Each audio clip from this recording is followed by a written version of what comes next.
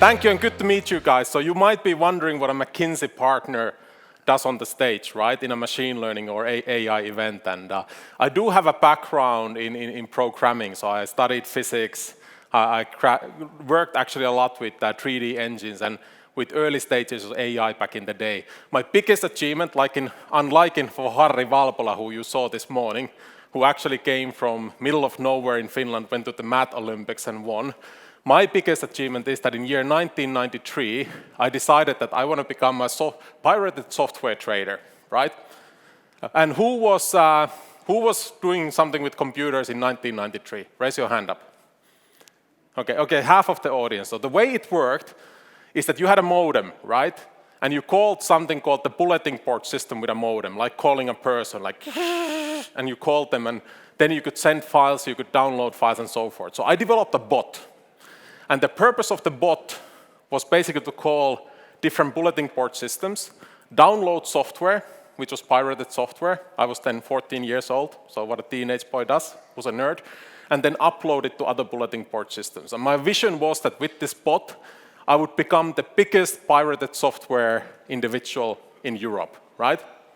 It's over 20 years ago, so I can admit now as an adult, so they can't prosecute me anymore. So I did the bot. Well, it turned out that I did not become the largest pirated software distributor in Europe. I actually became the largest adult entertainment distributor in Europe, which is a good example of AI gone wrong. And I guess that's why the big Nordic wanted to invite me to speak, to talk about what not to do with AI. Can I ask that, do you guys have the clicker somewhere? So we can go forward. So what I'm going to talk about today is that rather than, you've had a day, or let me paint it like this, you've had a day where Harri started, gave you an overview, then I think you had, thank you, quite concrete case examples on what AI can be used. And I actually thought about bringing you the perspective McKinsey does, which is that, number one, how will AI affect our society and the companies you work for? And number two, what you guys can do as leaders and AI experts on your fields to apply AI. And the way I wanted to start is give you 8 theses, so 8 theorems about AI. So let's get started. So the theorem number 1 is not a very surprising one. It is that the change is exponential. What does exponential change mean? If you look at the history of human beings, it is actually surprising how recent cognitive evolution has been. So if you look at like us coming to the Earth 2.5 million years ago, right? Homo sapiens actually quite recently, only 13 years ago, being the only species of basically sapiens. And then finally, 500 years ago, the intellectual revolution starting. It's very recent in the bigger picture of things, how things have progressed. If you then go to the next level and you look at computing power, we all know it grows exponential, right? What is surprising there when you look to the past and you look at the computing power, one of the key ingredients of AI, it's actually very recently that we've reached the levels where we can talk about applying it to big data, right? If you look to the future, the year 2045, it's actually that we're still at very elementary stages, right? We're almost at the same stage where we were in 1950s compared to where we will be 30 years from now. And why I'm showing this to you is that everything you talk about today, when you look at in the bigger picture of things, when you look 10 years to the forward, actually they're faster and faster becoming a reality, right? And the change you're today seeing, applying machine learning, be it actually NLP, be it visual recognition, or any other area, is becoming commonplace. Then there's really 3 drivers for it. There's the computing power we looked at. There's the availability of data, be you an industrial company or a consumer company. And then most importantly, there's algorithmic development, like Harri is doing with Curious AI. What does this mean for you then? I think one of the key syntheses of today is this slide, which is that when we look to the future, we as human beings are actually quite good in a midterm horizon understanding where we should go for. So we roughly know the North Star, right?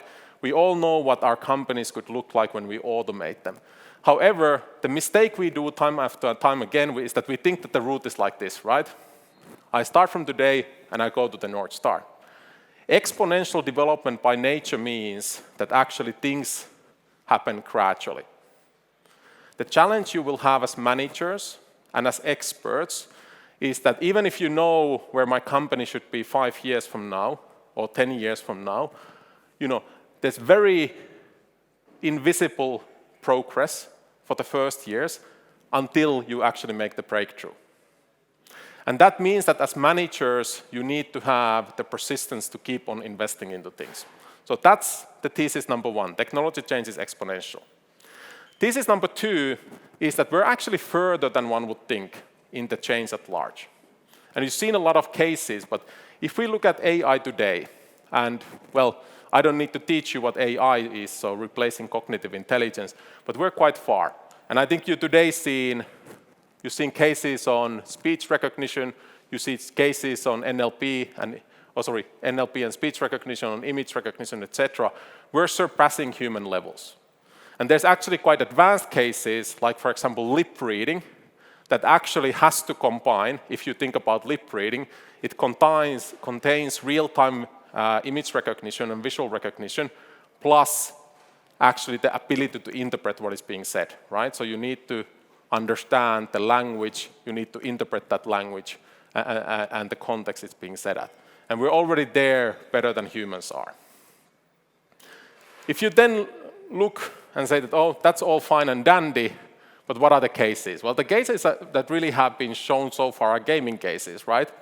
So we all know Deep Blue, we all know Watson from 11. We might know actually that we passed the Turing test in 2014. We've all heard of AlphaGo, or I hope most of you have heard from AlphaGo, which is a real milestone in AI in a sense that computer beat a human being in a game that actually requires intuition and innovation, right? So it uses both sides of the brain. It's not a logical game only. A computer has beat a human being in Texas Hold'em, which is also another milestone. And this year, a computer has beat a human being in StarCraft, which is actually, believe it or not, for those of you who have played StarCraft, is one of the most complex computer games to play there ever is, because you need to have many different cognitive levels of management in the game. What does this all mean? Well, it doesn't mean much for you, right? It's fancy, sexy examples. I think what is more important that when we look at AI in our everyday lives, how AI will be applied to different jobs, getting to full automation of different jobs is not that far away, right? So if you actually start to look at different professions, and this is the aggregate of predictions from machine learning scientists around when certain jobs can be replaced, we're on average 10 to 30 years away from full replacement of job categories in the market. When you take a different lens and you ask that when can tasks be automated? So what's the difference? So each one of us does a job, right? Even though you cannot be automated, your tasks could be automated. And we already see that with the AI that exists today, 50% of the tasks in the job market could be automated. And another 15% are automated within this decade. So that says that really, on average, 2/3 of all jobs in the Western job markets are automatable by the end of this year. Please notice that that's only 5%, less than 5% of jobs that can be fully replaced because our jobs consist of quite complex tasks as well. But I hope I have 2 messages for you guys so far.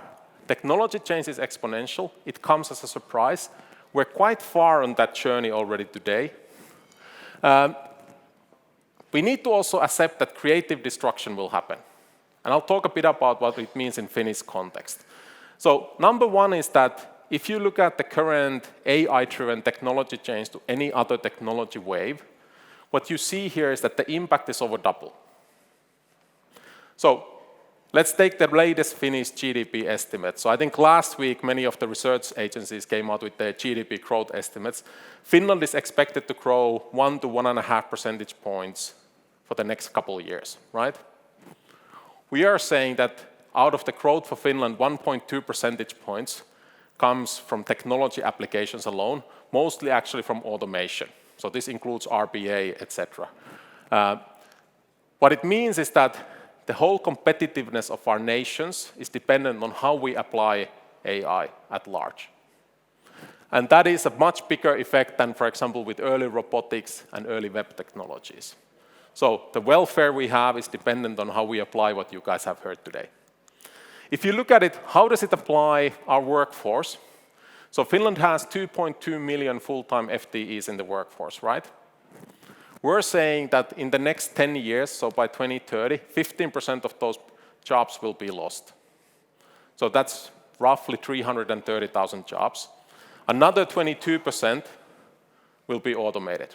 So altogether, we're talking about a disruption of roughly half of our workforce, a bit less so, 800,000 people. And a disruption means that either the people will lose their jobs and have to re-employ themselves, or majority of their work, so half of the work they do will be, those tasks will be taken away. So if you think about creative destruction in a society, what you guys seen today, it will get faster, and it will actually be quite a large magnitude when it affects half of the workforce in Finland. But it's not only the numbers. I'm going to give you guys two anecdotes from this slide. One is that if you look at 2003 to 2016, and you make a really rough cut, and you say that, what is the work like? Is my work repetitive, manual, or otherwise physical? Or is my work more interactive, requires creativity, requires leadership, so more ambiguous aspects of behavior? You see that the change we've undergone from 33%, so 1/3 of the job being more creative, to 37%. It's quite a small change, right? And still what you hear in media, what you hear companies saying that our employees are doing not that well, right? We have a lot of stress. We have a lot of fatigue. People are afraid. When we've studied actually that even if you adopt technology at the pace it has been adopted in the past, right? So the adoption speed doesn't increase, still the speed of change actually triples. So we go from 4 percentage point change to 12 percentage point change, so 37 to 49%. And this means that the type of work is done in our society, and the way it hits an individual, it's going to be very remarkable in the next 10 years. What that means concretely is that reskilling needs will 2 to 4-fold. Again, in concrete terms, in Finland we reskill 35,000 adults per year. So reskilling means that I don't want to be a consultant anymore, I will go to study for a new job, right? Then I reskill myself. So we will have about 100,000 people in Finland annually in the next decade who will need reskilling. That's a huge strain on our educational system.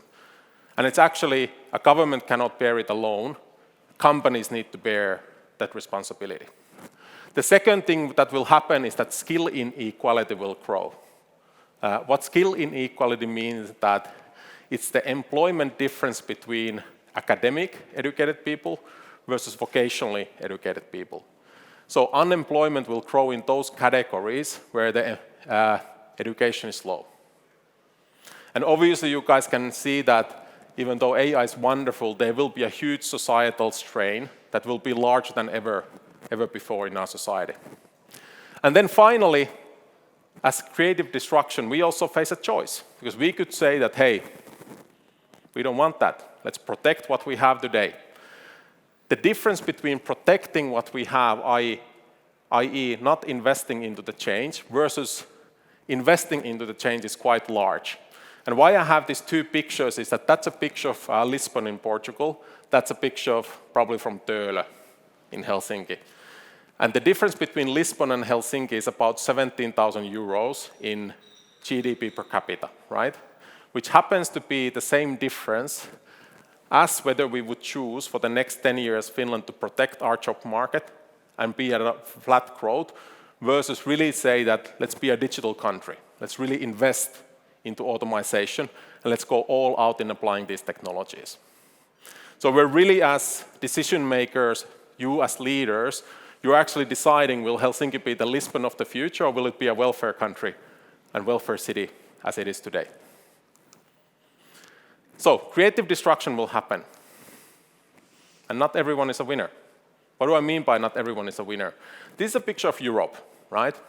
And nobody knows the future, but we actually understand quite detailedly where different countries in Europe are on this change curve and what their job markets consist of. And the unfortunate picture that forms is that there's few countries in Europe that will do well, right?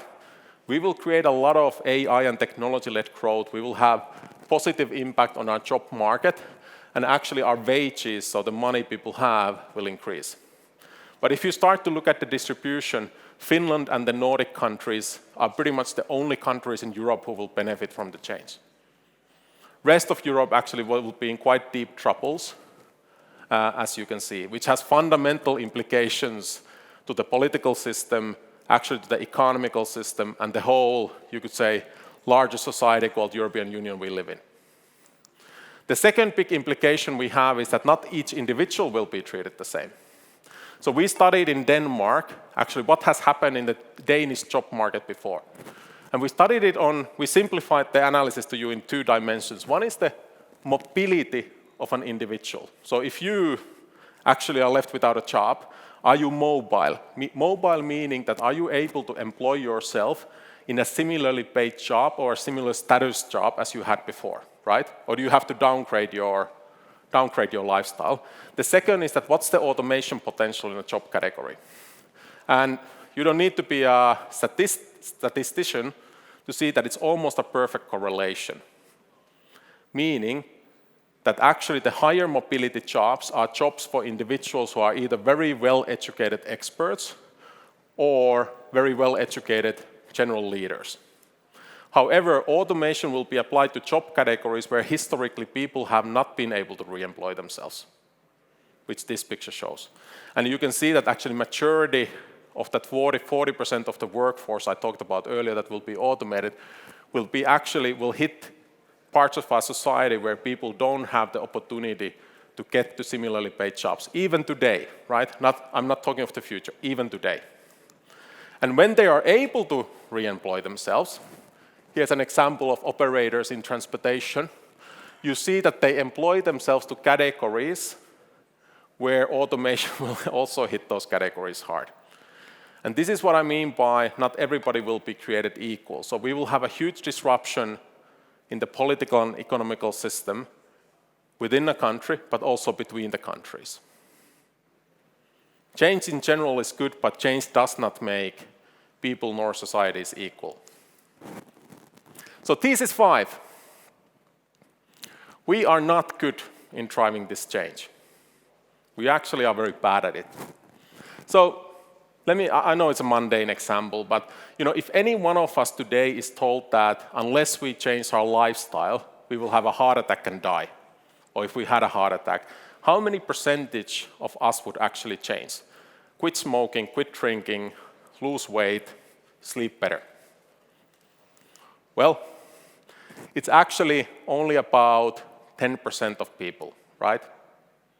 Why do I want to show you this to you is that I want to kind of warm you up to the notion that an individual like me, like you, is not good at changing.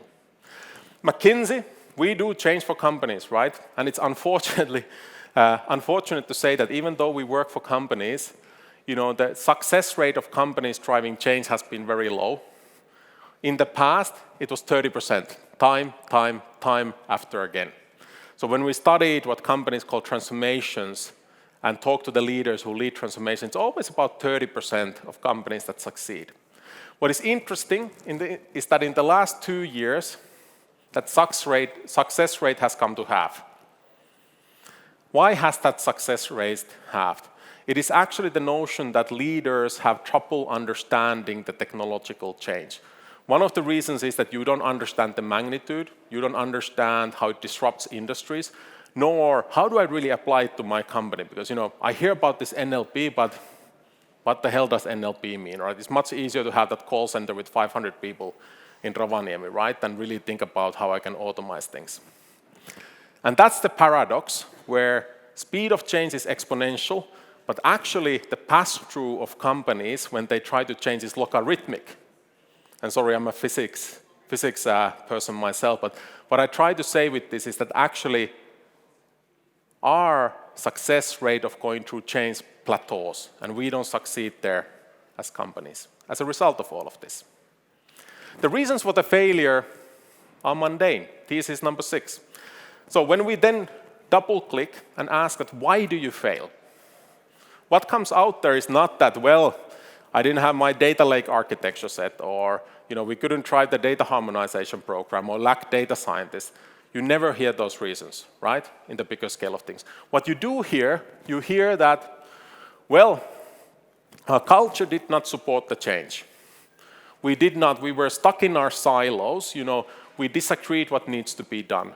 We could not get to a joint perspective of where we have to go. We didn't understand the impact it had. We had lack of people and talent, and our organizational model actually supported siloed thinking rather than us collaborating across different functions in the organization. So it's actually very human reasons why companies fail. Like in that heart attack example, right? It's not difficult. We all know how to do those. It is human reasons.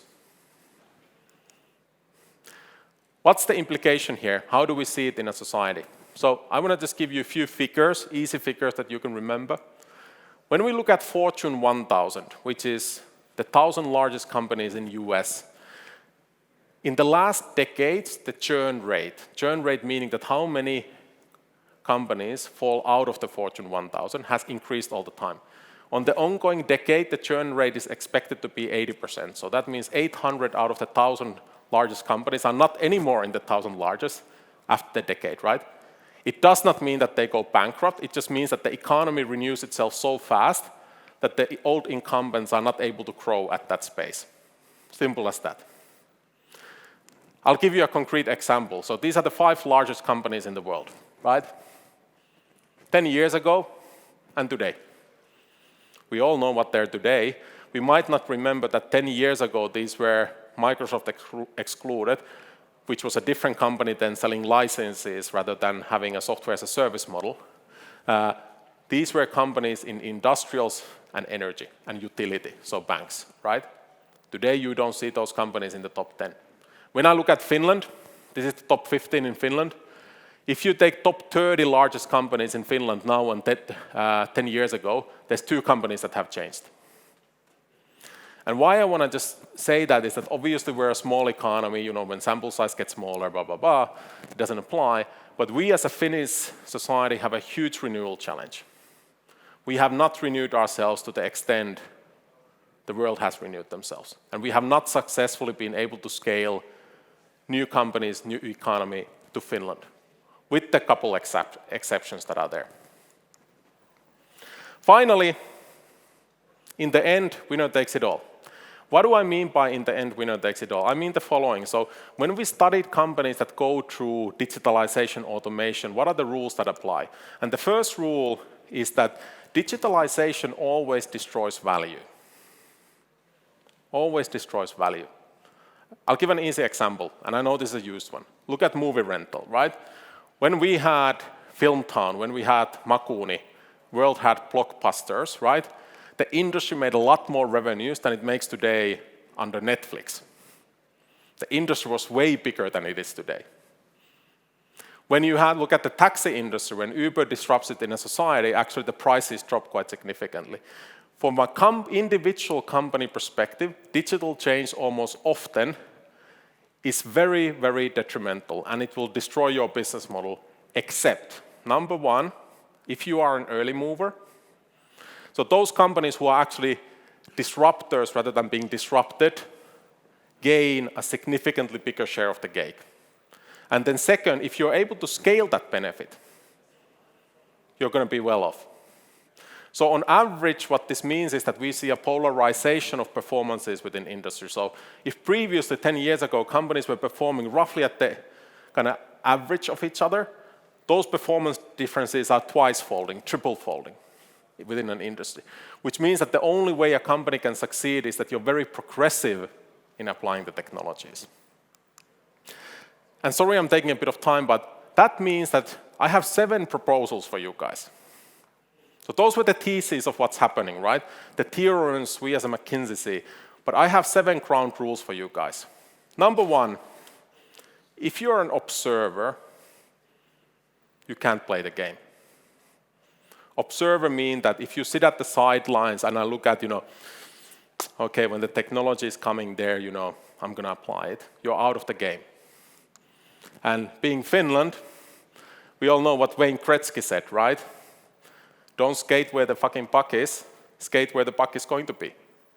This actually means that as a leadership style, we're going to require a lot more leadership like this guy has. We're going to require leadership that has a bold vision that sets a direction. Number two, you need to think big. Transformations like these, it's fine to do it agile, bottom up when you're a supercell that develops an individual game and succeeds, right? But if you're representing a big incumbent company, you cannot do it bottom up. You know, because otherwise you will get stuck in the existing processes, existing bureaucracy. And the disruption needs to start top down. You need to have that big vision, and you need to drive the disruption through. And I know it's a cliche, but what I find in my profession that actually very few companies on the topics we discussed today, they don't, for example, have a clear target picture or strategy, what we should do. They don't have an organization to support it, and they lack the roadmap, right? They do pilots here and there, but there's no view on how to scale this, how to make it applicable. Number three, break the silos. What do I mean by breaking the silos? And sorry, I'm quite passionate about this, is that the current organizational models are based on an organizational science called Taylorism, which was born in the early 20th century. Taylorism basically is based on beliefs that we need to drive efficiency, we need to drive expertise, we need to divide and conquer and make things very small to get to that efficiency point. And that's why you today have organizations that are functional, right? We sit in our boxes in a function. I'm the best HR person in the world. I can do the best payroll in the world, right? Until one day the robot comes and nobody does payroll anymore by human hands. And that's, sorry, I don't mean to offend HR persons, it's a great profession. It could be finance. It could be coding as well, you know, parts of coding are automated. It's an example that unless we think differently how to run our organizations, we will get disrupted. And there are actually new ways of organizing. We all heard the term agile. I don't mean scrums. I don't mean development methodologies. I mean that how do we reorganize a larger corporate? The strategy, the structure, the way we steer, the way we actually govern the company, and the way we incentivize and motivate our people. All of that needs a rethink. Fourth, you need to demand a lot. And we saw the example of Elon Musk, right? If you read about Musk, if you listen to him, he's a guy who demands a lot. And I think we as Finns, we're sometimes a bit too modest, and I think we need to demand a lot of ourselves, more than we dare to expect, and a lot more from our colleagues. We shouldn't be content where we are today. Number five, we need to just get going, right? Test, iterate, learn. Let's get on it. Number six, and here's a point that some might disagree, but I'm a big believer that, let me give an example. So when I talk to my clients around, how do you apply AI? Well, they're saying that I couldn't hire those data scientists because, you know, Vincent was better at hiring them, or Futurise hired the guys, and I just can't get them to my organization. How do I change? Because I can't attract talent. The point is not attracting talent, right? You can never attract enough data scientists. And when you bring the guys to your company, they're going to be alone, they're going to be lost, they're going to be in a center of excellence somewhere in the backstage, and they're going to be sending their great results to the executives, and then the executives will be like, great results. And they're not going to do anything, right? So these guys will be alienated. The only way actually to get an organization to change is to retrain the existing organization.